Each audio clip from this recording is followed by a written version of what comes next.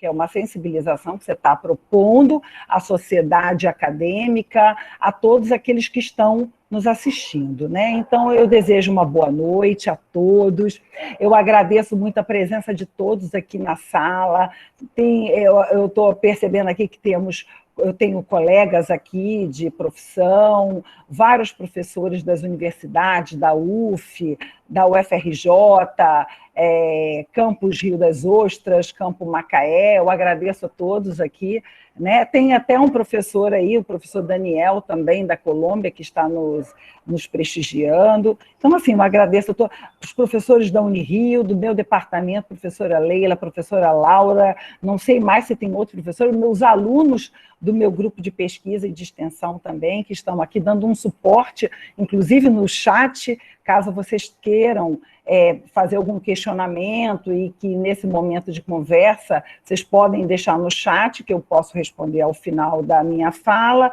mas assim, eles também estão aptos, né, a responder, né, e é isso. Então, eu agradeço muito. Eu vou tentar agora, eu não tenho muita habilidade, eu vou tentar agora projetar. De qualquer maneira, se eu tiver qualquer dificuldade, eu já passei uma cópia dessa apresentação para um dos alunos, para que a gente tem que assegurar, né? Então, eu vou tentar aqui, tá certo? Um momentinho. E aí, a partir de agora, eu não vejo mais ninguém. Então, certo, professora. Só um minutinho, vamos lá. Então, gente, antes da professora iniciar, né, se alguém tiver algum questionamento a fazer, pode deixar aqui no chat, para que ela possa responder ao final de toda a apresentação dela. Se vocês se sentirem à vontade, quiserem abrir o microfone para responder também ao final, fique à vontade, mas somente ao final, tudo bem? Com a senhora, professora. Vocês estão assistindo vocês estão vendo a apresentação? Eu não estou vendo absolutamente nada. Sim, professora, nós estamos vendo a tela. É mesmo? Eu não estou. Como é que eu faço para ver aqui e acompanhar, hein? Vá no slide, no seu slide. Ah, tá ok. Espera aí, só um minutinho. Vamos lá. E agora, ok? Ok, professora. Tudo certo. Então, assim, eu acho que o Judson já fez a minha apresentação, né? Então, eu sou Selma, professora do Departamento Materno-Infantil, e, assim, nesse ciclo, né, que o Judson está propondo, né, da violência doméstica em tempos de pandemia, hoje a nossa conversa será sobre o enfrentamento e repercussões à saúde da mulher, né, nesse contexto da violência doméstica. Então, assim, quando a gente inicia uma fala e essa conversa, né, a gente tem que pensar assim, o que significa, o que é a violência contra a mulher, né? Ela é um fenômeno complexo, multifacetado, que tem vários aspectos envolvidos, e assim, ela está dentro do âmbito doméstico, ela não é a única violência que ocorre dentro do âmbito doméstico, mas ela é uma das que é mais prevalentes. Então, é importante estar falando aqui, né? E assim, essa violência, ela é contemporânea, ela aumentou durante a pandemia, então tem vários questionamentos, né? Então, é assim, a violência contra a mulher, ela acompanha a sociedade desde os seus primórdios. Então, assim, eu inicio aqui mostrando essa estátua, que é uma estátua que tem um significado, que tem uma representatividade. Ela é uma estátua feminina, né? Ela é uma estátua feminina de um sítio arqueológico de Pompeia, né? Uma civilização, né, antiga, antes de Cristo, nos séculos que datou século VIII até o século VI antes de Cristo. Faz parte do meu arquivo pessoal e ela é muito impactante, porque essa fotografia, se vocês conseguem analisar, ela tem uma face masculina na sua pelve, cunhada na sua pelve, ela tem uma mão masculina sobre a sua perna e tem uma asa, né? E tem uma asa, ou seja, simbolicamente essa mulher, ela gostaria de voar, ela gostaria de ser livre, ela tem sonhos, mas ela é dominada, né? Então, esse domínio masculino não acontece agora, ele sempre aconteceu. Então, essa fotografia ela é uma fotografia emblemática, e eu sempre gosto de trazê-la para o que serve de reflexão nesse momento. Então, assim, o conceito de violência contra a mulher, pela Organização Mundial de Saúde, então é assim, é qualquer ato baseado no gênero que tem a possibilidade de ter prejuízo ou sofrimento na saúde física, sexual, psicológica da mulher. E quando a gente fala que é um conceito de gênero, a gente traz a categoria gênero, né? Que se fundamenta e se sustenta na simetria entre o homem e a mulher, né?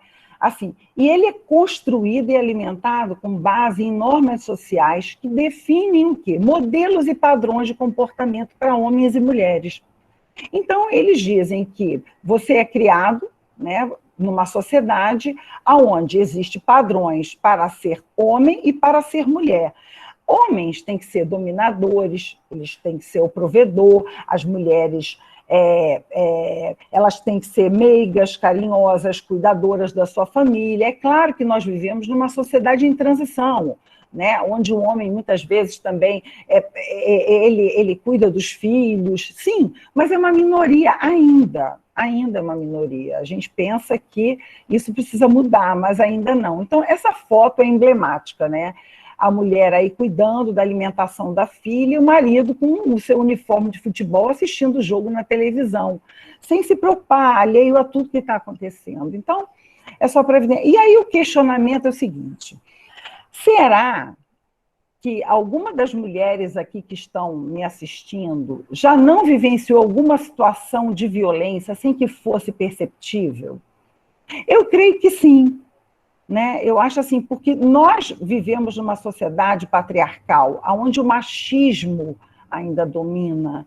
Então, pensando nisso, em algum momento da vida, nós, mulheres brasileiras ou latinas, na realidade, nós já passamos por alguma situação de violência de gênero. Então, assim, a violência de gênero, ela também precisa ser entendida numa perspectiva relacional. É claro que a prevalência maior é a violência contra a mulher, mas isso não significa que a mulher não agrida os homens, e que as mulheres não se agridam, e que os homens também não se agridam. Então, ela tem que ser pensada numa perspectiva de gênero, numa perspectiva relacional, onde as pessoas se agridem mutuamente, só que a prevalência é o homem contra a mulher. Então, assim, e como é que fica a vida dessa mulher na pandemia, né? Então, assim, nós aqui estamos vendo isso. Existe uma sobrecarga, né, feminina. Então, onde a mulher cuida dos filhos menores, faz comida, está no home office, e assim, e você faz tudo. Então, cuida. E isso quando você não traz a mãe, a sogra para dentro da sua casa, para cuidar dela também. Então, acrescido a isso tudo, né? Tem o medo do desemprego do companheiro, falta de dinheiro para suprir as necessidades básicas. Então, a gente está vivendo um momento de grande estresse. E uma sobrecarga para as mulheres, assim, enorme. E isso causa um estresse muito grande, né? Isso repercute na saúde de todas nós. Não tem como passar por essa pandemia sem sentir absolutamente nada. Então, assim, em relação à questão da violência, né, o que se percebeu nesse período, né, nesse período da pandemia, e principalmente logo no início, quando se declarou aquela questão do isolamento social, né, então, assim, algumas mulheres, né, já viviam uma situação conflituosa dentro do seu ambiente doméstico. E aí elas começaram a perceber que com o confinamento houve um aumento dos episódios, né, e a intensificação daquelas agressões. E outras, né, que por estarem em casa, né, mais tempo em casa, elas passaram a perceber de uma forma mais clara, né? Então, assim, é só para deixar aqui que, na realidade, a pandemia só deu visibilidade, uma visibilidade maior a um fato que já acontecia, né? Então, ela sempre representou um grande problema de saúde pública e uma violação dos direitos humanos, né? Mas isso se tornou muito evidente nessa época da pandemia. Então, assim, existem fatores de risco para a vivência dessa violência, em especial na pandemia, que é a questão do isolamento, né? Essa questão que nós todas estamos vivendo. Então, assim, nesse caso, a casa representa o maior fator de risco, né? Pois é o local onde se vivencia todas as formas de violência. Todas as formas de violência acontecem no âmbito doméstico, no âmbito da casa, né?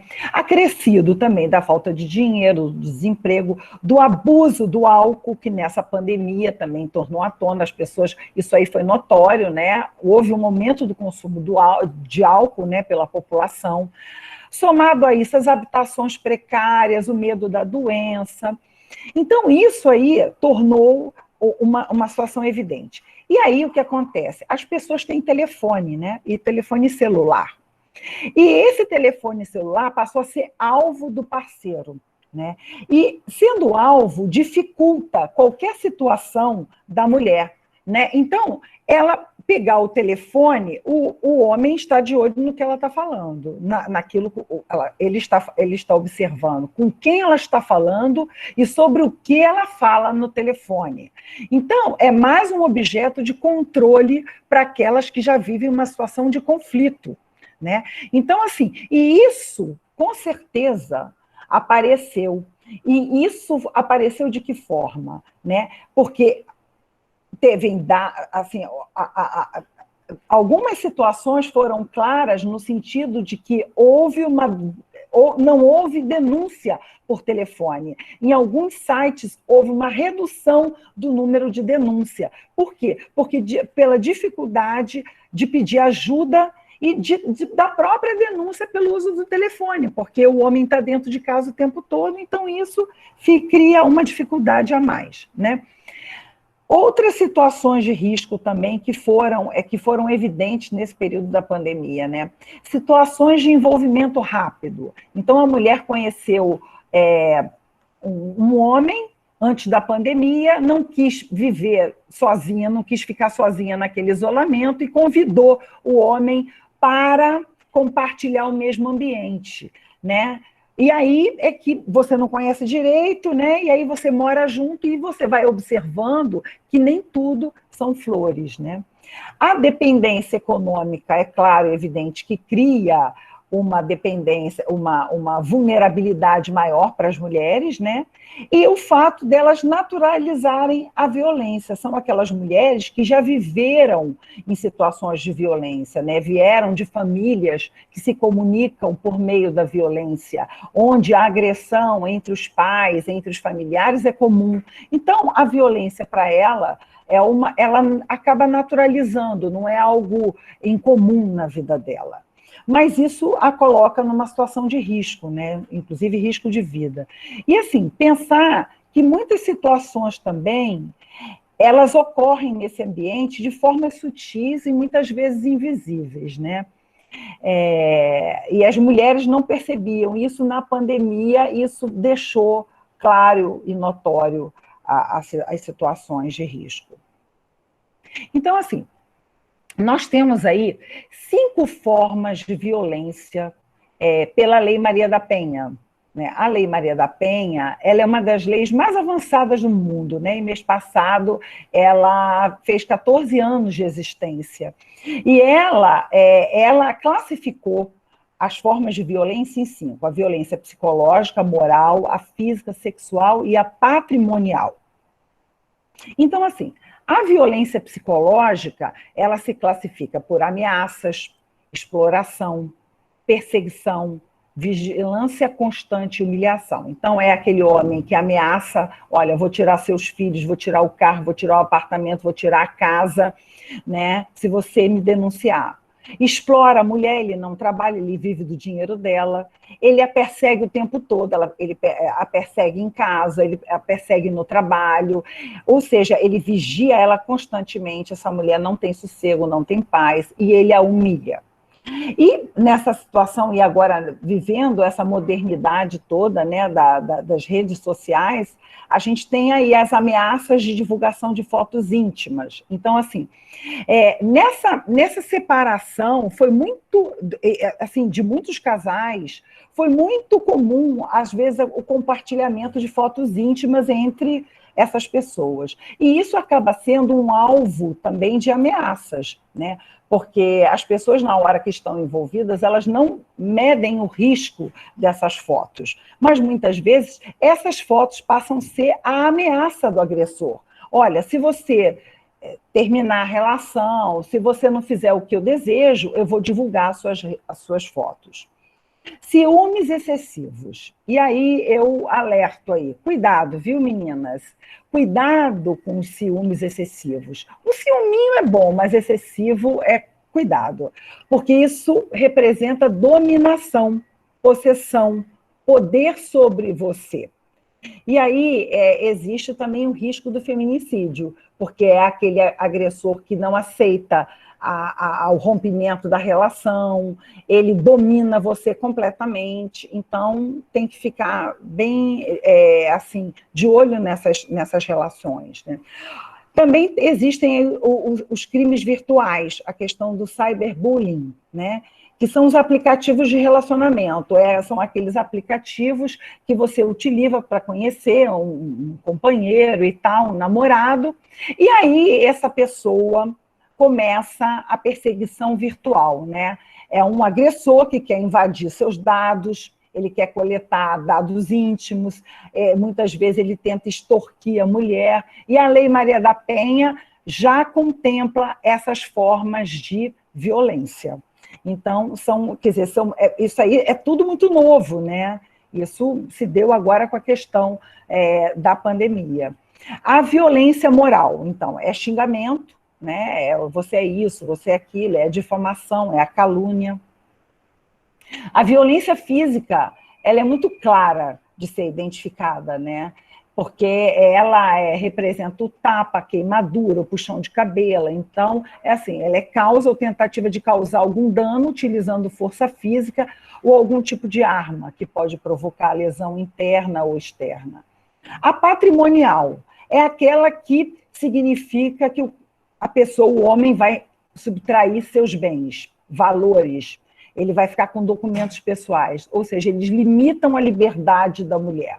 Então, retira o dinheiro, retira cartão, ele vai retirando tudo que a mulher tem ali. E a sexual é toda ação por meio de força física, coerção ou intimidação psicológica que obriga uma pessoa ao ato sexual contra a sua vontade. Ou até mesmo numa relação estável, isso pode acontecer, né? Impedir a mulher de usar contraceptivos, não utilizar preservativos. Isso tudo representa uma violência sexual. E lembrar que essas mulheres,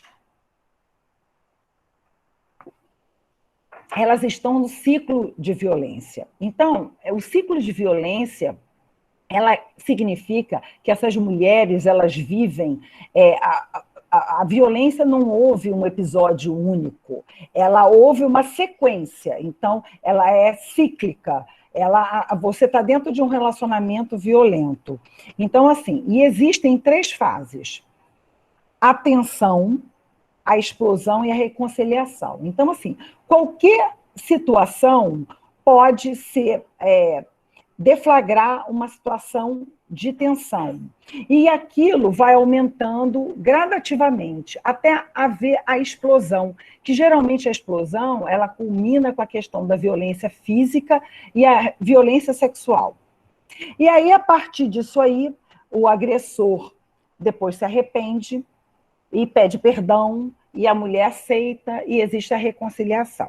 E as falas são as seguintes: ele estava muito nervoso naquele dia, e eu perdoei. Ele tinha tido uma atitude parecida, mas com essa pandemia afetando a nossa vida financeira, com estresse, a preocupação com a grana, acho que tudo isso fez com que ele perdesse a cabeça e eu o aceitei. Então, assim, é pensar que se libertar desse ciclo de violência é extremamente difícil, né? E ela precisa romper esse silêncio, ela precisa romper, ela precisa falar dessa situação com alguém, ela não pode viver em isolamento. Então, assim, os casos de prevalência, né, nesse período de pandemia, eu apresento aqui e intitulei esses slides como Dormindo com o Inimigo, né, porque mulheres que convivem com esses agressores, elas dormem com o inimigo.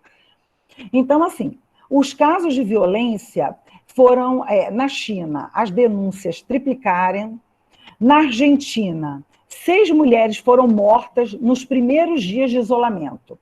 A Itália registrou queda de 43% das denúncias, comparado com o mesmo período em 2019. Ou seja, existia um fenômeno no domicílio das italianas que foi muito parecido com o que aconteceu aqui no Brasil, né? Que de março a maio, né, à exceção dos estados do Mato Grosso e do Rio Grande do Sul, todos os estados registraram redução do número de denúncias no Ligue 180. E isso é impactante. Houve também uma diminuição dos registros de lesão corporal dolosa, de março a maio, nas delegacias, especialmente no Maranhão, no Rio de Janeiro e no Ceará. E isso aí refletiu que a dificuldade que a mulher teve em denunciar. E está tendo ainda. Por quê? Com essa pandemia, com ela dentro de casa, e o companheiro dominando, assim, dominando o controle, né, e tendo controle sobre o telefone, ela não consegue denunciar. Então, ela não consegue nem contar para a vizinha, ela não tem acesso a ninguém, ela vive em completo isolamento naquela situação. Então, assim, o Fórum Brasileiro de Segurança Pública, né, ele registrou um aumento do atendimento da Polícia Militar, ou seja, do número 190. Então, assim, em São Paulo, os atendimentos subiram de 6.775 para 9.817, em comparação aos mesmos meses de março, né, de 2019 e março de 2020. No Rio de Janeiro e São Paulo, o registro aumentou em 50%. Isso tudo evidencia os casos de subnotificação de violência doméstica, né? Então, assim, esses casos, eles mostram que houve um aumento do chamado da polícia militar, ou seja, o vizinho chamou, um parente chamou, alguém conseguiu falar com a polícia. Dificilmente foi a mulher. Tá? Agora, a gente tem que lembrar que muitas mulheres não conseguiram pedir socorro. E muitos vizinhos não ouviram. E se ouviram, se calaram também. Então, na violência, infelizmente, existe isso. Existem muitos casos subnotificados. A gente tem aqui os casos que foram registrados. A gente pode triplicar, porque isso aqui não essas cifras não são reais. Elas são muito menores do que, na realidade, com certeza aconteceu. E acontece ainda. E, assim, o feminicídio, ele é classificado, né, como assassinato de mulheres.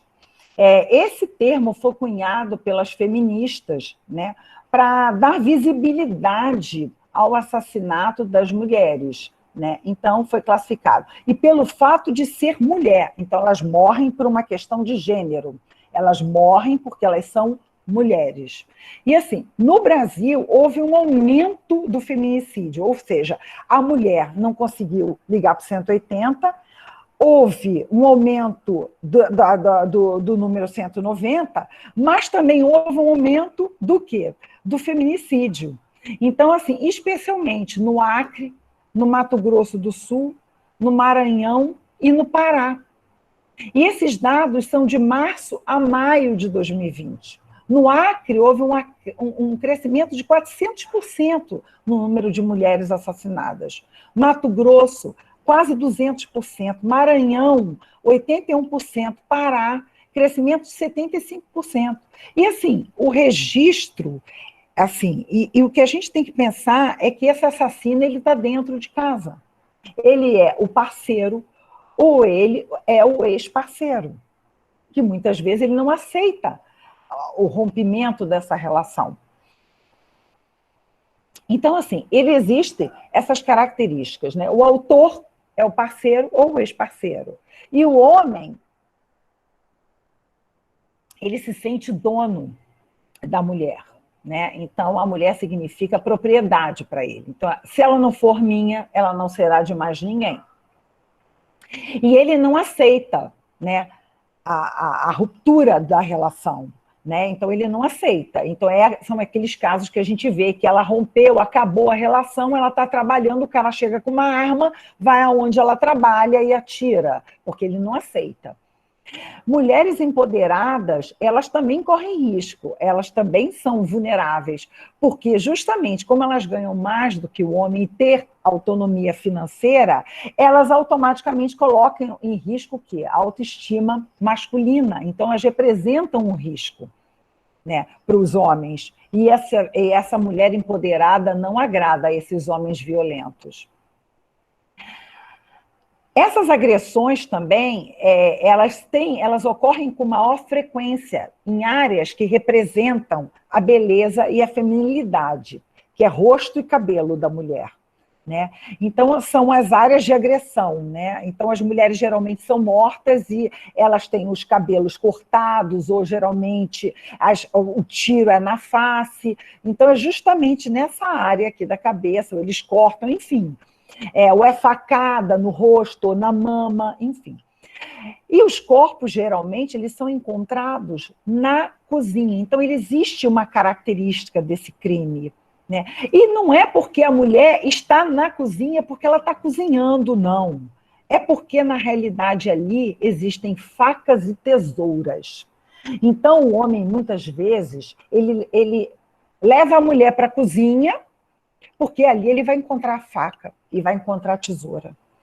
Então, assim, as mulheres têm que observar essa situação, que quando elas tiverem que brigar ou tiverem que ter uma relação, elas devem sair dessas áreas, banheiro, cozinha, justamente onde tem esses instrumentos, que são as facas, as armas brancas, né? As facas e as tesouras. E 26% dos feminicídios tem como tem como uma situação especial. Eles não tinham denúncias registradas. Então, assim, eles ocorreram, mas essas mulheres não denunciaram. Então, isso significa que ou já estava acontecendo há muito tempo, eram episódios cíclicos e a mulher não conseguiu denunciar, esperando que o homem fosse melhorar, e ele não melhora, evidentemente, ele não vai melhorar daquela situação. Então, eles acabaram, infelizmente, essa situação acabou tendo um desfecho trágico, né? Que é a morte de mulheres. E, assim, existem dificuldades para interromper o ciclo da violência. Vocês estão me ouvindo? Judson? Sim, professora, estamos me ouvindo bem. Tá ok, tá bom, tá certo, obrigada. Então, assim, e essas mulheres, elas têm dificuldades para interromper esse ciclo da violência. Não é uma situação fácil. Então, assim, elas têm esperança que o agressor mude de comportamento, elas têm vergonha de confidenciar a situação para familiares, para amigos, para parentes, para os profissionais de saúde. Ela tem medo, quando ela fala assim, gente, eu vou fazer uma denúncia, mas se eu fizer uma denúncia e ele souber, o que acontece, né? Então, ela tem medo de novas agressões, ela tem medo dele retirar a guarda dos filhos, do julgamento dos profissionais da segurança, da saúde, e também da morte. Então, muitas vezes, ela não denuncia. Né? Então, assim, ela tem medo de denunciar porque ela também não quer ver os filhos que os filhos presenciem o pai preso. Muitas não têm apoio de familiares e amigos, muitas não têm.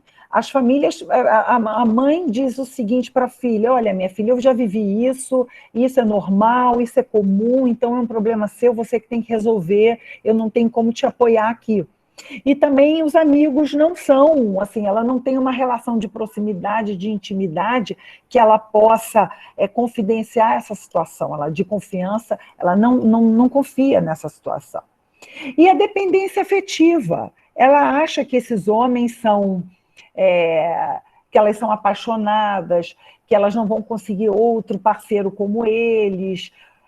Então, assim, elas se subjugam, se submetem àquela situação. E a dependência econômica? Ou elas não trabalham, ou elas trabalham, e o que elas recebem não é suficiente para manter o padrão de vida, né, para manter as crianças no colégio particular, para manter as crianças no mesmo apartamento, e elas se subjugam àquela situação. Então, não é fácil romper com esse ciclo de violência, porque ele envolve vários fatores e várias situações. E, assim, quando a gente pensa na gravidez, diferentemente do senso comum, a gravidez não representa um fator de proteção. Muito pelo contrário, quando as mulheres vivenciam violência numa relação conjugal, na gravidez, às vezes as mulheres pensam assim: olha, eu vou engravidar porque aí ele vai ficar tranquilo, ele vai adorar o filho. Não, não se enganem, porque se ele não desejar a gravidez, a violência vai aumentar. E se ele deseja a gravidez, ele só vai mudar a forma. Ele só vai mudar a forma. Então, existe a predominância de uma violência psicológica e uma predominância da violência física. Ele não bate na barriga, ele não bate no abdômen para proteger, mas ele agride o rosto, ele agride a perna. Então, eu lembro que na minha tese de doutorado, uma mulher me confidenciou que o marido disse: olha, a mulher grávida, a gente não bate na barriga, a gente bate no rosto e nas pernas. Então ele muda a forma de se relacionar, muda a forma de violência, mas ele continua agredindo. E existem consequências em relação à questão gestacional, né? Que é o retardo de iniciar o pré-natal, por conta dela estar em isolamento, por conta da vigilância constante. Ele tem medo, muitas vezes, que ela vá fazer o pré-natal e confidencie o que ela vive dentro de casa para os profissionais. Existe também o risco de parto prematuro, de hemorragias por conta dos traumas, baixo peso ao nascer por conta do estresse que essa mulher vivencia, depressão na gestação, entre outras. E, assim, repercussões na saúde da mulher como um todo, na saúde mental, a baixa autoestima, a depressão, a possibilidade de suicídio, o comportamento obsessivo compulsivo, mulheres que abusam muitas vezes do tabagismo, do alcoolismo, comem demais ou não comem nada, enfim, são extremamente... existem comportamentos, né, de compulsão. Na saúde reprodutiva, saúde sexual e reprodutiva, maior risco de adquirir infecções sexualmente transmissíveis e o HIV, de gestações não desejadas, de disfunção sexual, de abortos espontâneos e provocados e complicações na gestação. Transtornos comportamentais também, né? O abuso do tabagismo, o abuso do álcool, o abuso do uso de drogas ilícitas pela mulher e comer em excesso. E assim, lembrando que o álcool, né, que a presença do álcool e das drogas ilícitas pelo parceiro sempre será um facilitador para o aumento das situações de conflito. Né? Então, assim, claro, todos os estudos apontam isso, que na presença do álcool existe um aumento da possibilidade de violência física, sexual, de todas as formas de violência, e especialmente da física e da sexual. Então, assim, para enfrentar a violência, Primeiro, a mulher ela necessita reconhecer a situação vivenciada como uma situação de risco. Então, assim, porque ela tem que compreender que as ocorrências costumam aumentar o grau de agressividade. Então, ela não vai ser única. O grau de agressividade vai aumentando, podendo chegar ao feminicídio. Então, a mulher precisa reconhecer que ela vive uma situação de risco.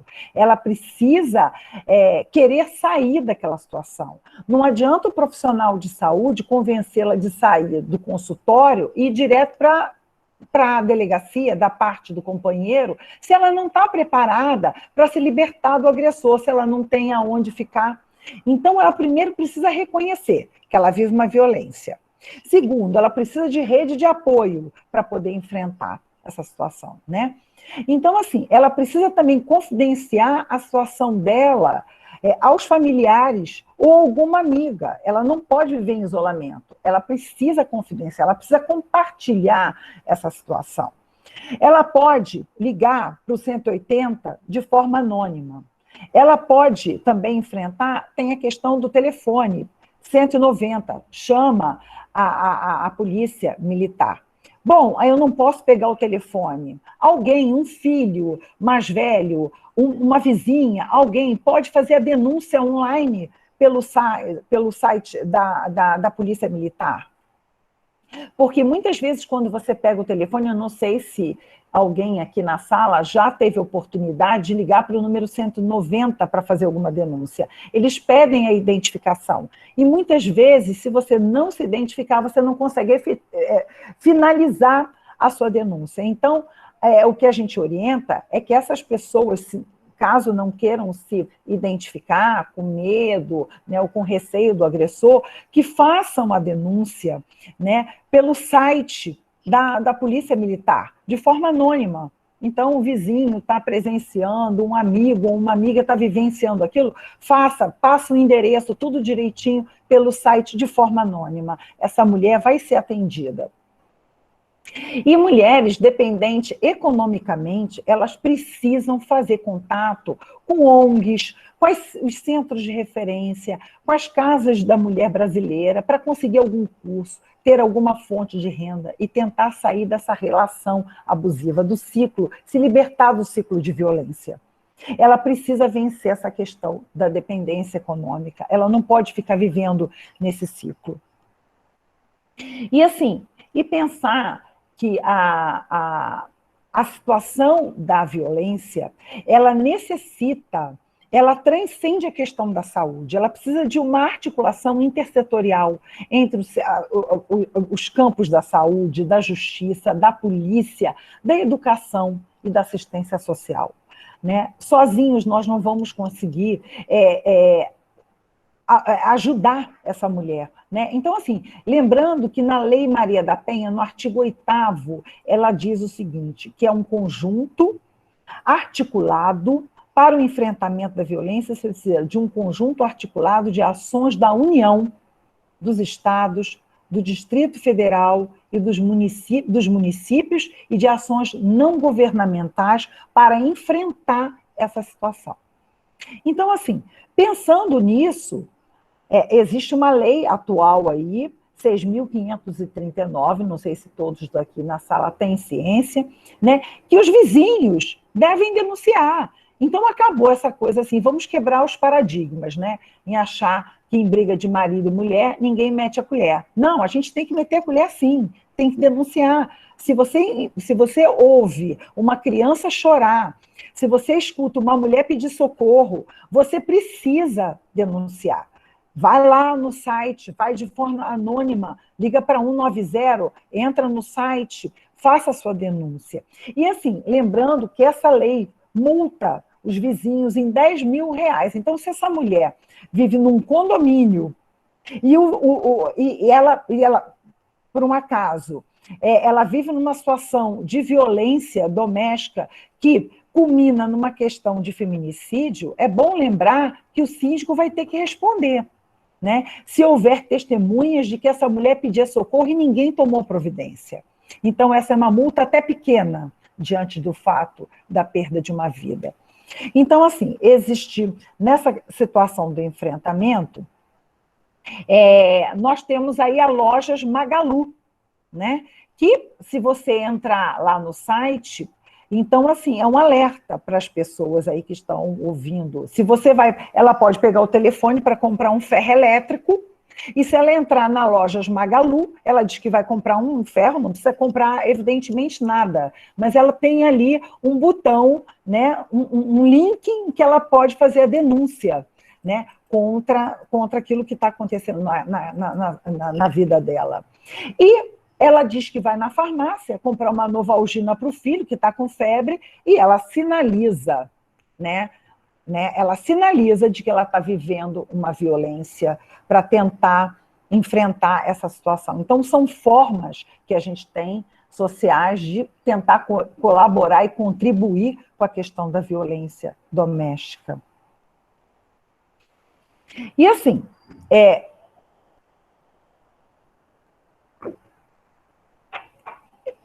quando a violência física for inevitável, o que a mulher pode fazer, né? Então, assim, quando ela vivencia uma situação de violência, o que ela pode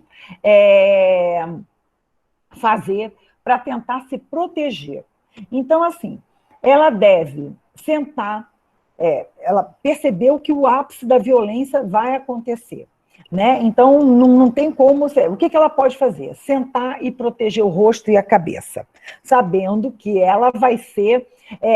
de primeira, a primeira situação que vai acontecer justamente uma situação no rosto, né? Vocês já ouviram aí que eu falei essa questão da agressão no rosto, no cabelo. Então, com o objetivo de se proteger, ela senta em algum canto e protege o rosto e a cabeça.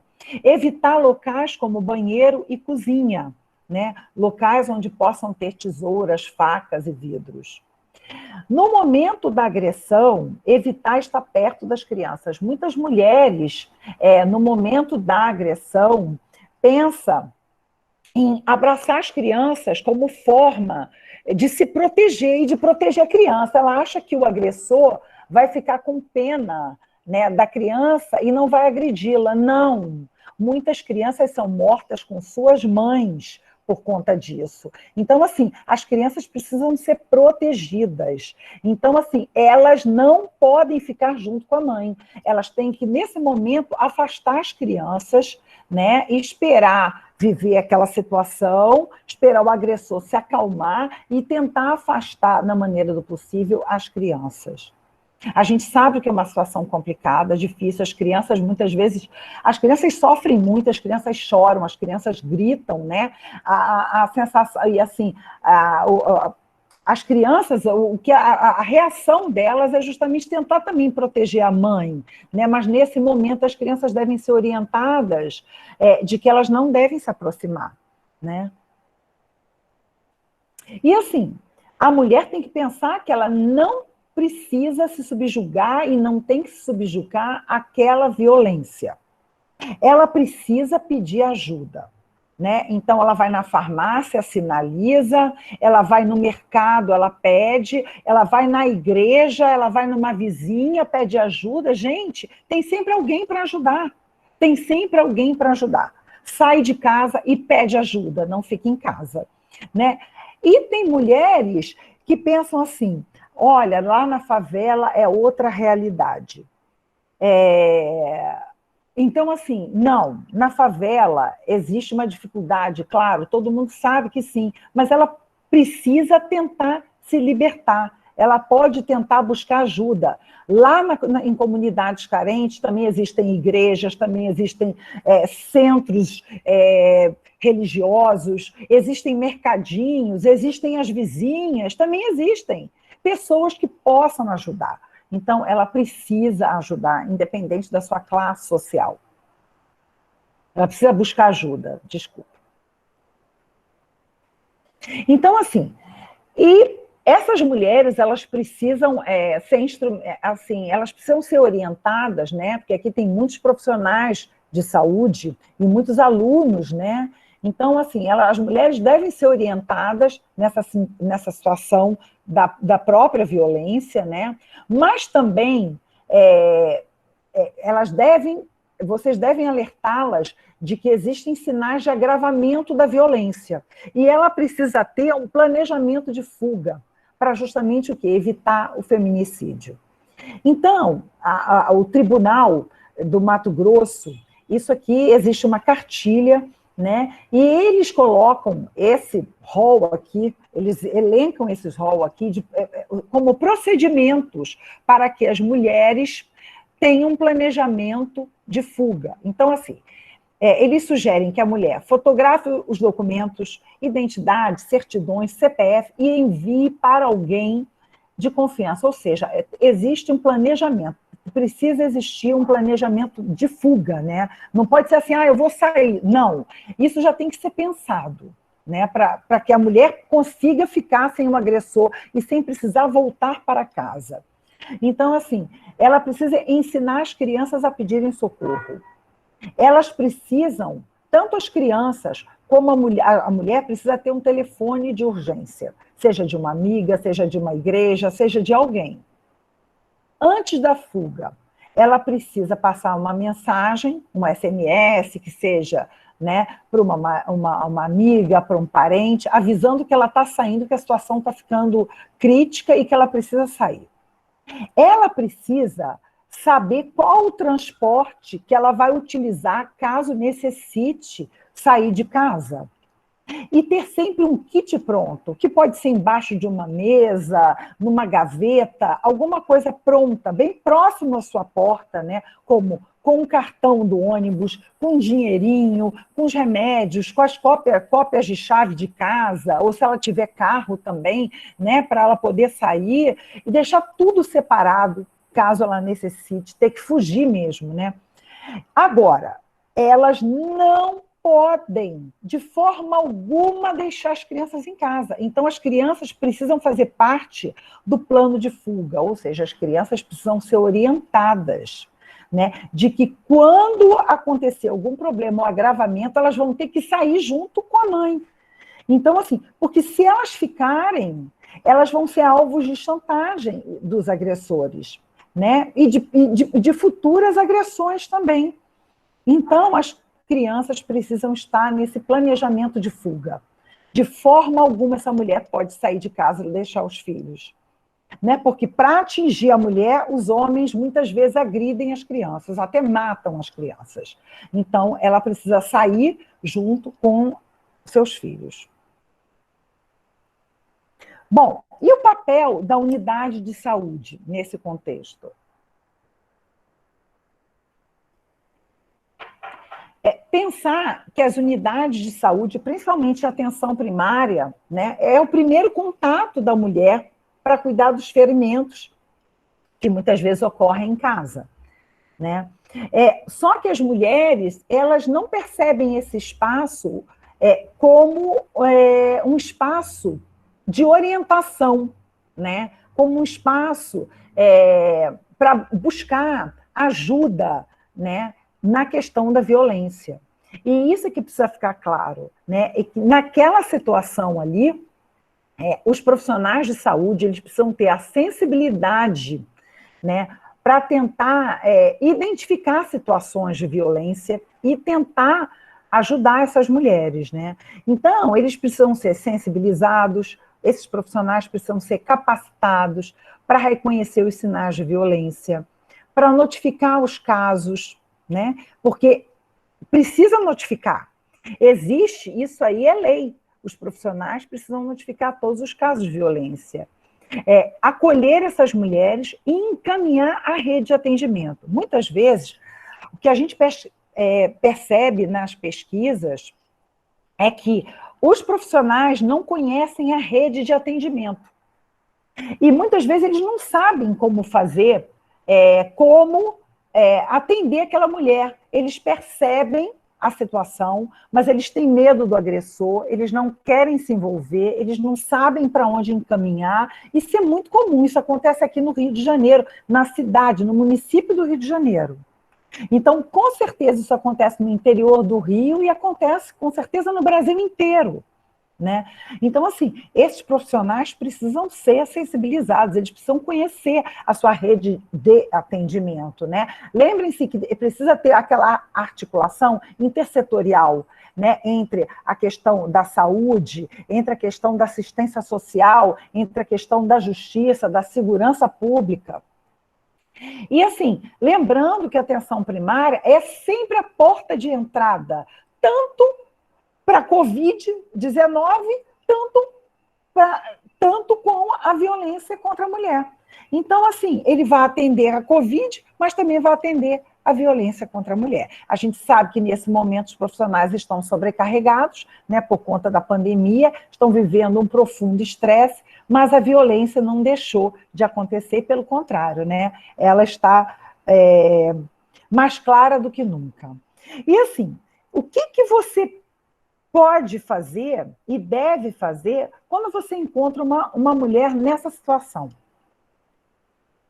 Então, assim, muitas vezes ela vai dizer para você, ela vai ter medo do seu julgamento. E ela vai dizer que caiu da moto, que ela caiu lavando a escada, que ela caiu lavando a cozinha. Ela não vai dizer para você que apanhou do marido. Então, assim, só que se essa mulher se sentir acolhida, se as perguntas forem feitas de forma adequada, de forma a acolher essa mulher, ela vai confidenciar o que aconteceu. E isso vai facilitar a detecção de casos, né? E vai facilitar a ajuda a essa mulher. Né? Então, assim, a nota técnica do Ministério da Saúde, nesse momento de pandemia, ele aponta que a atenção primária de saúde deve oferecer um atendimento resolutivo e integral às mulheres. E isso faz parte do atendimento e do cuidado integral. É você olhar a mulher como um todo e não fragmentada. E assim, e a Lei Maria da Penha, né, que é a Lei 11.314, né, que eu falei para vocês, que fez 14 anos aqui, ela garante, ela é uma das leis mais avançadas e ela representa um divisor de águas na legislação brasileira. Né? Antes da Lei Maria da Penha, um homem que era denunciado, ele pagava uma fiança na polícia, correspondente a uma cesta básica, e ele saía e voltava para casa e agredia muito mais a mulher porque ela tinha denunciado, né, o companheiro. Então, assim, mas a partir dessa lei, ela garante prisão ao agressor. Existe uma implementação de atendimento policial que é especializado às mulheres, né, em particular onde tem as DEANs, que são as delegacias especializadas de atendimento às mulheres em situação de violência, né? E ela também, a sua forma legal, ela garante proteção policial.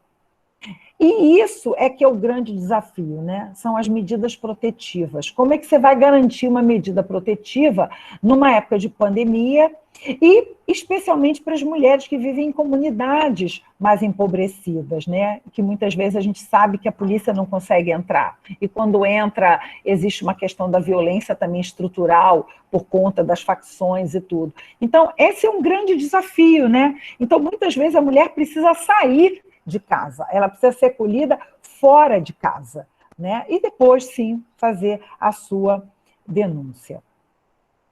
Então, assim, lembrando que existe uma política nacional de enfrentamento à violência contra a mulher desde 2003, né? E que isso é uma política, né? E que existem serviços especiais, né, para atender essas mulheres. Lembrando que o Brasil tem mais de 5.500 municípios. Então, você vai vendo que o Brasil é um país continental, enorme.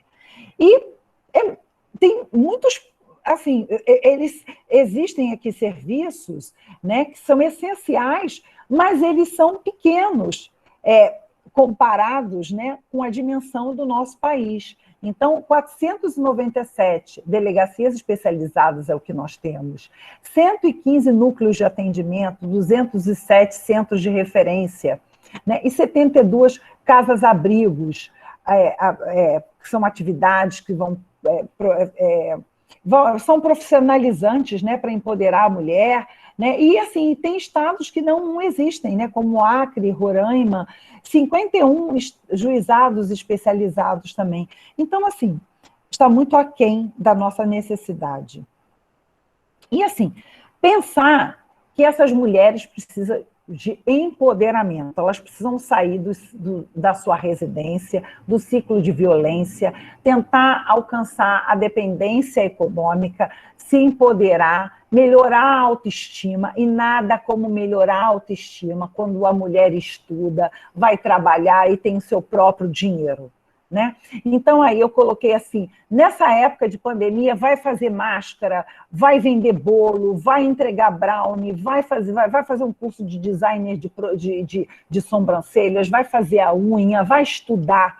Essa é a forma da mulher se empoderar, da mulher crescer e sair desse ciclo de violência, se sentir poderosa e enfrentar uma outra vida, né? E ser capaz de reconstruir a sua vida. E assim, eu fiz, aí assim, existe um alerta, né? Que a mulher nunca faça nenhuma ligação para a polícia, para o 180, próximo ao agressor ou convivendo no mesmo ambiente. Porque dessa forma ela coloca a sua vida em risco. Então, ela precisa aproveitar a oportunidade que ele vai na farmácia, que ele vai na padaria, que ele vai trabalhar para fazer a denúncia. Ela não pode fazer nenhum tipo de ligação no momento em que esse agressor estiver em casa. Né? E aí eu deixo aqui alguns sites, né, para que as mulheres possam pedir socorro, que vocês possam orientar as mulheres, né? Então, tem mensagens eletrônicas, tem aplicativos, e eu queria destacar aqui a questão dos aplicativos. Eu tenho muito receio dessa questão de aplicativos de violência contra a mulher, por conta da dominação que o parceiro tem em relação ao telefone da mulher. Muitas vezes a pessoa, porque tem vários aplicativos. Esses aplicativos, eles são perigosos para as mulheres, porque se o homem abre o telefone da mulher e ele encontra um aplicativo de violência, aquilo vai ser um estopim para a agressão. Então, a mulher precisa estar muito atenta a isso. E nós devemos orientá-la em relação a essas questões. E assim, eu deixo aqui os telefones e alguns centros, alguns endereços dos centros de atendimento no Rio e também no Maranhão. Então, aqui nós temos alguns centros de atendimento à mulher, que é o Centro Especializado à Mulher Chiquinha Gonzaga, que fica no centro do Rio de Janeiro, o CEAM de Nova Iguaçu, que fica na Baixada Fluminense, o Janete Claire, que fica no subúrbio do Rio de Janeiro, no Engenho de Dentro, o CREAS de Nova Iguaçu, também na Baixada Fluminense, aqui também o CIAM Márcia Lira, o NUDEM, que é o Núcleo de Defesa dos Direitos da Mulher, também no centro do Rio de Janeiro. Eu deixo aí o link do CEDIM, aqui o site da Polícia Civil, né, que tem a questão da delegacia online também, que facilita na questão das denúncias. E assim, a gente precisa saber que nessa questão da pandemia está acontecendo cortes orçamentários, né? E isso está representando um desafio, porque está existindo a redução das equipes em todos os centros especializados de mulheres. Então, isso é muito ruim, inclusive nas próprias delegacias. Isso é muito ruim, fragiliza muito a rede de atendimento. As delegacias aqui, os hospitais do Rio de Janeiro, que fazem parte do atendimento, né, de violência, especialmente a questão da violência, atende as mulheres no que tange a questão da violência sexual. Aqui, no Maranhão, existe a Casa da Mulher Maranhense, em Imperatriz, né, que faz parte da Casa da Mulher Brasileira, que é um projeto do Ministério do Governo Federal, né, em São Luís. E dizendo que aqui no Rio de Janeiro, a Casa da Mulher Brasileira, ela vai ser inaugurada e vai ser em Volta Redonda. mas ainda por conta da pandemia, ser inaugurado em março, e por conta da pandemia ainda não houve inauguração, né? Estamos aguardando aí apreensivamente. Então, assim, eu deixo aqui, então, algumas referências, né, e vou deixar isso à disposição do Judson. E, assim, eu queria saudar, então, as mulheres brasileiras, e em especial as mulheres maranhenses, né, que hoje aqui são as nossas homenageadas, aí a cultura popular do Maranhão, né? E pensando nas mulheres, e que eu confesso que eu fiz essa live com muito carinho e pensando mesmo em tentar ajudá-las, e ajudar todas as mulheres, né? E aos profissionais de saúde também. Eu deixo aqui o Instagram do nosso projeto de extensão, né? Que é Educação em Saúde e Perspectivas no âmbito da saúde da mulher, né? Que a gente está sempre atualizando. Eu agradeço a Isabela, agradeço a Alex, agradeço a Tatiana, agradeço a todos, a Vanessa, a Verônica, a todos os bolsistas e alunos e mestrandos que fazem parte desse projeto, né, e que nos auxiliam aí nesse contexto. Um grande abraço, então, muito obrigada, eu estou à disposição para que a gente consiga conversar. Obrigada. Professora, que momento enriquecedor. Muitos elogios aqui no chat, todo Ai, mundo que bom. gostando demais. E temos várias perguntas que eu vou já fazer aqui para a senhora. Antes disso, eu queria deixar um link Eu aqui. posso parar, né? Agora a minha... Pode sim, professora, fique à vontade. Peraí, deixa eu só me entender aqui. Parou a apresentação? Parou, professora. Ah, então tá ótimo, tá bom. Pois é, eu quero deixar aqui no chat um link que é de um material que está disponível na internet, que foi criado pelo Ministério Público e também juntamente com a Procuradoria-Geral da Justiça, que tem vários contatos de diversos serviços, diversas casas de apoio, inclusive dessas casas de apoio que a senhora mencionou, que é a Casa da Mulher Brasileira, a Casa da Mulher Maranhense, que recentemente foi inaugurada em Imperatriz. Agora, se eu não me engano, foi agora em agosto que ela foi inaugurada em Imperatriz. Ela faz parte também, é uma extensão desse programa da Casa da Mulher Brasileira, e eu vou estar aqui disponibilizando aqui no chat Por esse favor. link para que vocês acessem esse material que é muito importante, tá bom? E vamos aqui às perguntas, que surgiram algumas dúvidas aqui, e para que a senhora possa estar nos respondendo. A primeira pergunta é da Adriana. Primeiro, ela elogia a sua apresentação, que ela gostou bastante, e ela começa dizendo que A Adriana é da onde? Adriana, você é de onde, Adriana? Você Oi, pode dizer aqui no Adriana. chat? Boa noite, Boa noite, Adriana. Quer abrir a Judson. sua câmera? Seria ótimo. Porque aqui Fique à tá meio vontade, escuro. Adriana. Eu não sei se eu fui um pouco rápida, né? Eu liguei assim, o acelerador e fui. E não sei. Foi excelente, professora. Oi, Adriana. É, Eu acho que eu te oi. conheço de alguma live. Sou da aula da doutora Laura, da professora Laura, que de bom! Imagem e Sociedade. Que bom, que Aí bom. o Faz parte, pessoal... então, né? É, A nossa aluna lá do programa. aí os meninos mandaram aqui a sua live. Que bom. Aí eu tô em casa, eu cliquei logo e consegui Que bom, participar. obrigada. Professora, mas não daria para esperar menos, né, da senhora, uma apresentação tão ilustre como essa. Ai, que bom. Então, não, a minha pergunta é como funciona, porque às vezes para mim é um tema um pouco distante, eu não sei se para as pessoas que estão participando da live também, e aí a gente tem diversas explicações com relação aos caminhos, né, que a mulher, a criança, né, o idoso até deve tomar para relatar a violência, só que acho que na prática nem sempre a gente consegue ver isso mais claramente. E aí eu pergunto como que funciona, né, com relação às denúncias ao agressor que convive com a mulher, né, que convive com a esposa e que garante o sustento da casa. Ele é imediatamente preso após a denúncia e a mulher recebe algum auxílio. Em caso da aposentadoria do marido, a mulher recebe esse valor enquanto ele está preso, E quando ele for solto, né, se ele for solto, ela vai saber antes? Como que funciona esse contato para o caso, na mulher que vive, né, com o marido na mesma casa? Ele é solto, e como que ela vai saber antes, até para poder se proteger, se prevenir, ou fugir, né, não sei. Boa sua pergunta, viu? Na realidade, isso tudo é um desafio, né? Eu acho que tem várias perguntas aí, né, Adriana? Não tem uma, tem várias, né? Então, assim, o que a gente recomenda é o seguinte: você é uma profissional de saúde.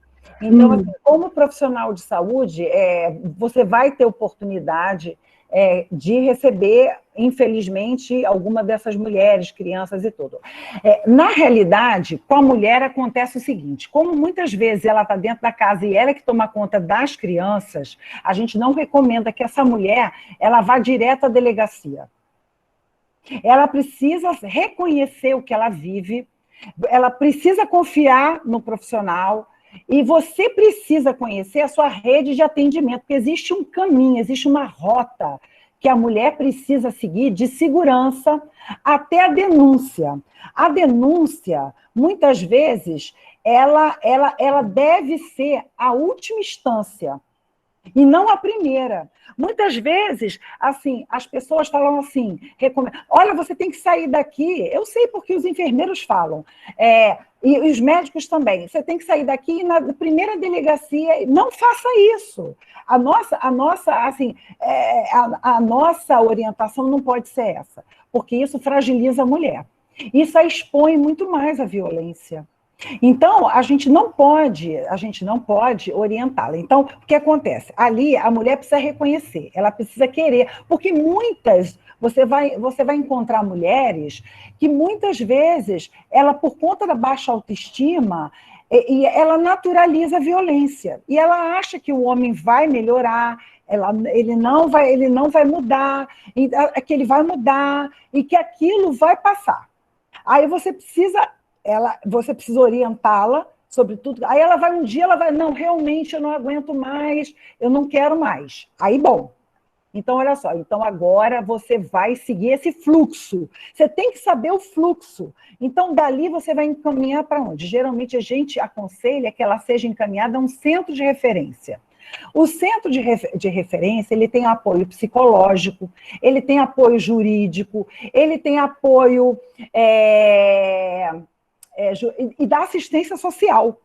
Então, o que acontece? Nesse conjunto articulado, ali ela vai se empoderar, ali ela vai saber de tudo, ali ela vai saber se está a que momento ela precisa denunciar o agressor. Muitas vezes, existem pesquisas que muitas vezes é aconselhado que a mulher volte para casa até que ela tenha meios de sobrevivência, porque muitas das mulheres não querem ficar nas casas-abrigos, porque a casa-abrigo também é um espaço que muitas vezes a expõe outros tipos de violência. Porque lá, muitas vezes, não se separa mulheres de crianças de outros adultos. Então, muitas vezes, as crianças podem viver outras formas de violência ali.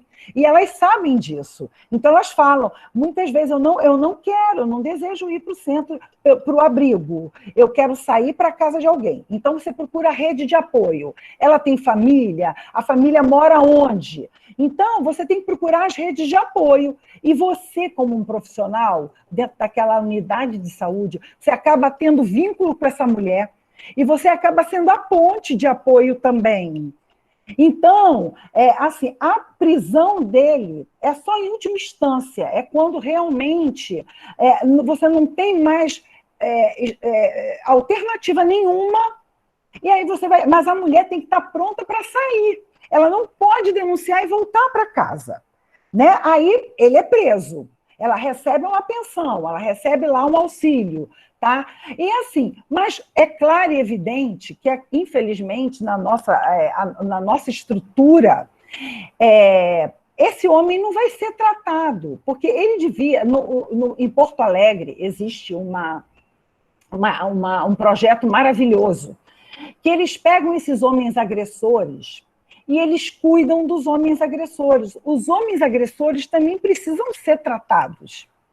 Eles não são agressores porque eles querem, eles também são fruto de uma sociedade que é patriarcal, uma sociedade que ensinou a esse homem que ele deve bater, que ele deve ser o machão, que ele tem que ser o dominador. Isso foi o modelo que ele trouxe da família, que ele trouxe do pai, que ele trouxe do avô. Então, ele traz esse modelo. Esse homem, ele não é um assassino porque ele quer, ele é um assassino porque, na realidade, ele está seguindo um modelo do machismo. Então, ele é tão vítima quanto a mulher, entendeu? Então, ele precisa ser cuidado.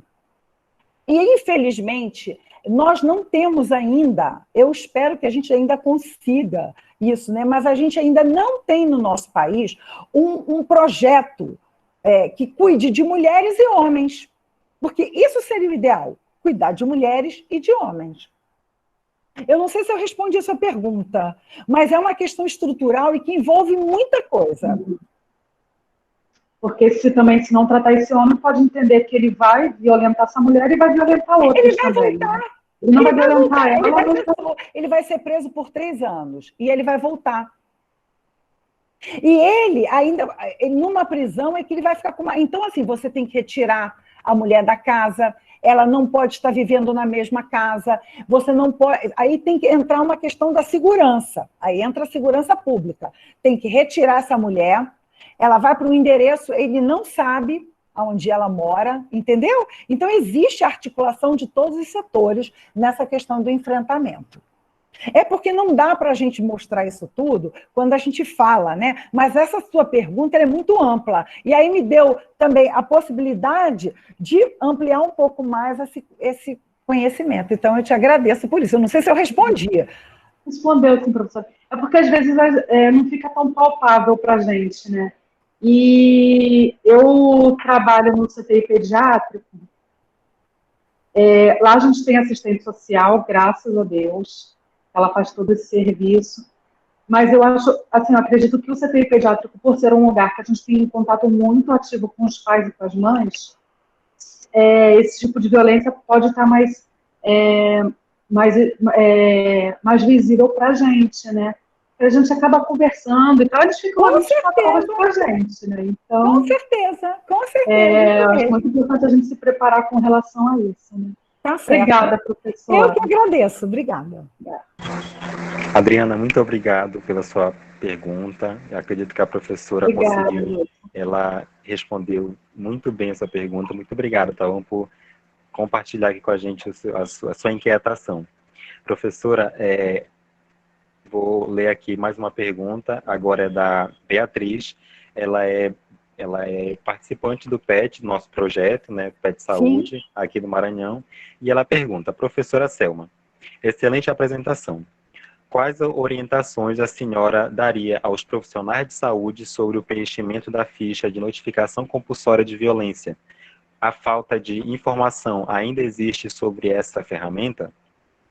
Sim, existe ainda. Quem é que está falando? Qual é o nome da... Beatriz. Oi, Beatriz, você não quer aparecer? Fique à vontade também, se ela não quiser, não tem problema. Isso. Eu posso responder. Oi, bem-vinda, Beatriz. Tudo bom? Bem, boa noite a todos. Como o Júnior falou, eu sou integrante do PET Saúde, né, do Grupo Saúde da Mulher. É um prazer estar aqui nessa palestra. Foi maravilhosa, adorei demais. Parabéns, senhora. Que bom, que bom, que bom. Olha, em relação à sua pergunta, é assim, o que a gente percebe é que os profissionais ainda têm uma deficiência muito grande em relação à questão da notificação. Muitos não reconhecem isso como uma notificação compulsória. Eles não, e tem uma outra situação também que influencia nessa questão dos dados. Por isso que a gente fala sempre da subnotificação, né? Você já teve contato com uma ficha de notificação? Ela é enorme, né? Ela é frente e verso com várias etapas.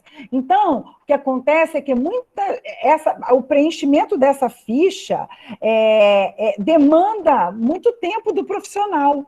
E quando ele tem um número muito grande de atendimentos e de trabalho por fazer, muitas vezes ele finge que não entende que aquilo é uma violência para nem se envolver com a situação, porque ele sabe que se ele detectar, ele vai ter que registrar. E se ele registrar, ele vai perder ali um tempão para registrar. Então, a gente sabe que isso é um fator que prejudica, né? Porque não é um fator positivo, é um fator negativo, que na realidade prejudica. Muitos desconhecem a questão de ser compulsório, de ser uma obrigação do profissional, e outros também não preenchem a ficha por conta dessa questão do tempo. Essa pergunta que eu fiz à senhora é porque uma das atividades do Grupo Saúde da Mulher que nós fizemos foi um PBL para estar informando, né, de uma forma colaborativa com os profissionais de uma OBS, lá de Pinheiro, no Maranhão, sobre essa ficha de notificação. E é justamente isso que a gente percebeu, né, essa dificuldade. E a outra coisa é a questão mesmo do medo, né, do medo de se envolver, né, nesse tipo de violência. E a gente percebeu muito o grupo, como também tem um medo generalizado, principalmente de quem está mais próximo à comunidade, que são os ACS. Então, você via muitas vezes isso, tá, a gente traz essa mulher, mas aí se ela volta e acaba que alguém chega, algum polícia, eles vão vincular a gente, que levou ela ao OBS. Então, a gente... É muito importante que a mulher, você tocou num ponto muito importante, assim, a mulher deve ser orientada de que aquela ficha de notificação não é o boletim de ocorrências, que aquilo ali é um dado, é uma ficha de notificação em relação à saúde. Então, aquilo vai gerar um dado de saúde, que é saúde entre aspas, né? Saúde e doença. Mas, assim, existe um dado de notificação, aquilo vai gerar, e ela tem que entender que aquilo, se denunciado, aquilo aponta que existe uma necessidade de ter mais, assim, de terem políticas públicas que favoreçam o enfrentamento, aquilo evidencia uma questão de uma necessidade de um centro de referência mais potente para atender as mulheres. Então, aquilo possibilita uma visibilidade do fenômeno naquela região. Então, aquilo é positivo para os profissionais, é positivo para o município e é positivo para o Estado. Se naquele local existe uma notificação intensa dos casos de violência, isso significa para o prefeito, e para o governador e para o secretário de que existe uma necessidade da construção de centros de referência, de centros de abrigo naquela região, entendeu? Isso representa políticas públicas. Então, a notificação ela tem que ser incentivada, né? Então, todo gestor tem que incentivar, acho que o gestor das unidades de saúde, eles devem incentivar qualquer tipo de notificação compulsória, porque isso representa e isso reverte em benefícios para a sociedade como um todo, né? Eu respondi a sua pergunta? Muito obrigada. Muito mesmo. Obrigada, professora. Beatriz, muito obrigado, bom, pela Nada. sua pergunta. Nada, eu que agradeço, Beatriz. Obrigada. É da Anne Karine, ela é nossa professora e também coordenadora do Grupo Saúde da Mulher aqui do projeto PET Saúde. Ela pergunta: você tem exemplos de experiências colaborativas, Casa da Mulher Brasileira, Delegacia de Atendimento à Mulher, Defensorias Públicas, Sistema de Saúde, exitosas de combate à violência contra a mulher?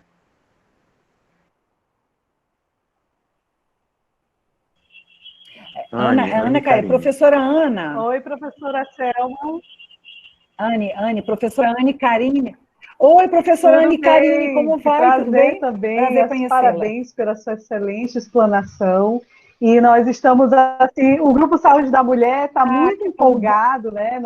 A senhora já deve saber que nós teremos uma segunda parte sobre essa temática da violência doméstica na sexta-feira. Isso. E nós vamos trazer Exatamente. Sim. A parte da segurança pública, das policiais que trabalham na Casa da Mulher, e exatamente é isso que nós queremos entender. Como é que a gente pode trabalhar conjunto, o sistema de saúde, junto com esses outros órgãos, como é que eles podem se articular? E se vocês aí no Rio de Janeiro têm experiências para nos contar, se já houve algumas tentativas com sucesso. A nossa experiência aqui também é o seguinte: existem algumas experiências exitosas e outras nem tanto, né? Mesmo sendo Rio de Janeiro. Então, o que a gente percebe aqui é o seguinte: existe ainda essa dificuldade de articulação entre os setores. Existe ainda essa dificuldade. Eu acredito, aqui no município do Rio de Janeiro, a gente ainda está tentando melhorar essa questão, mas existem muitas fragilidades, muitas fragilidades. A mulher, muitas vezes, ainda é revitimizada quando chega nos setores, mas, assim, agora, eu acho que a experiência exitosa na questão do fluxo é a questão do dos centros de atendimento. Aqui é muito claro no Rio de Janeiro, nós temos assim, como nós estamos no município, a gente centraliza a par centros de atendimento. Então,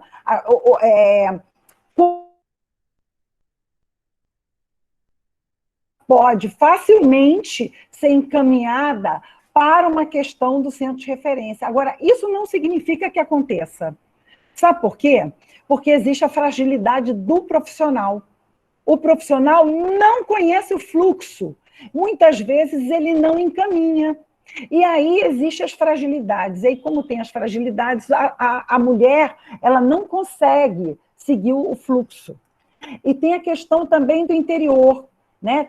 O Rio de Janeiro é muito extenso, então mulheres que vivem em cidades mais no interior, que não têm acesso, não têm delegacia. Lá a situação ainda é pior ainda, né? E nessa questão da pandemia ainda ficou pior, né? Porque as pessoas estão mais confinadas, né? Com mais medo de sair, então tudo está muito pior.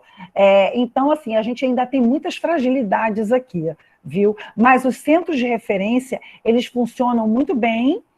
Agora, é o que eu estou falando, existem essas fragilidades na questão do fluxo por desconhecimento do próprio setor, do próprio profissional que não encaminha. O sistema também de computação, que também não segue um fluxo, né? Porque você tem que ter uma estrutura, que você tem uma rede, e que aquela mulher, ela contou uma situação de violência para um profissional, ele registrou ali, ela faz parte de uma rede de atendimento, e ela não precisa ficar contando mais uma vez aquela história, né? Que é a revitimização. Mas isso não acontece ainda aqui, não. Então, temos muito que trabalhar, professora Anne. Sim, muito obrigada. Nada, imagina, eu que agradeço. Eu não sei se eu consegui responder de forma plena, mas é isso que acontece aqui no Rio de Janeiro. Obrigado, professora Anne. Nada. Professora Selma, tem mais uma pergunta agora da Cristine. Ela pergunta: gostaria de saber de que forma poderíamos capacitar os profissionais de saúde das unidades básicas no reconhecimento das agressões domésticas. Isso. Então, assim, eu acho que precisa ter um envolvimento das secretarias de saúde nessa capacitação. Eu penso que existe a situação de capacitação de todos os profissionais. Isso não acontece, eu não sei se quem me fez a pergunta é aqui do Rio de Janeiro, mas ano passado eu fiz uma pesquisa aqui na Zona Sul do Rio de Janeiro com enfermeiros na questão da detecção da violência doméstica no pré-natal. E para minha decepção, né, Zona Sul do Rio de Janeiro, os enfermeiros têm deficiências em relação à questão da notificação, na questão da conduta, eles têm deficiências na detecção de violência. Então, assim, existe uma fragilidade muito grande. Eu não sei se eu respondi a pergunta da pessoa. Quem foi, Judson? Cristine. Da Cristine. Cristine? Eu acredito que a senhora respondeu sim. Eu acho A que ela outra não quer aparecer, pergunta, mas enfim. a outra pergunta foi da Ana Cristina, mas a sua bolsista já respondeu aqui no Ah, no chat. chat. Eu tenho uma Isso, escolta aí que está isso, tá respondendo. exatamente. E aí a Iamê pergunta também, professora, o atual clima político influencia ou está influenciando nos casos de violência contra a mulher? Eu acho que o clima político, eu penso que não. Eu penso que a estrutura da questão da saúde, eu penso que a estrutura, eu acho que ela influencia no que tange a questão nossa, tem uma interferência. Isso, obrigada. Eu penso que isso influencia na questão das unidades básicas de saúde, nas delegacias, né? Porque existe uma deficiência na questão dos ministérios, né? O Ministério da Saúde, o Ministério da Educação, ele tem vivido uma situação de inconsistência em algumas notas técnicas. Mas a questão do enfrentamento da violência não deveria ter influência sobre isso, sobre esses aspectos, porque politicamente isso nada mudou, as estratégias não mudaram, a ficha de notificação não mudou, o atendimento é o mesmo, os profissionais, o que acontece é uma consequência da pandemia e da estrutura política, essa rotatividade de funcionários nas unidades básicas e nas unidades hospitalares que dificulta a própria capacitação dos profissionais. Às vezes você tem um profissional, uma equipe capacitada trabalhando naquela, vou dar um exemplo aqui, numa unidade, e aí por conta dessas OSs que saem, que entram, aí aquela equipe sai, e aquela unidade, que era uma referência para o atendimento, passa a não ser mais, porque os profissionais não são os capacitados, não estão sensibilizados para a detecção de violência. Então, eu penso que sim e não, né?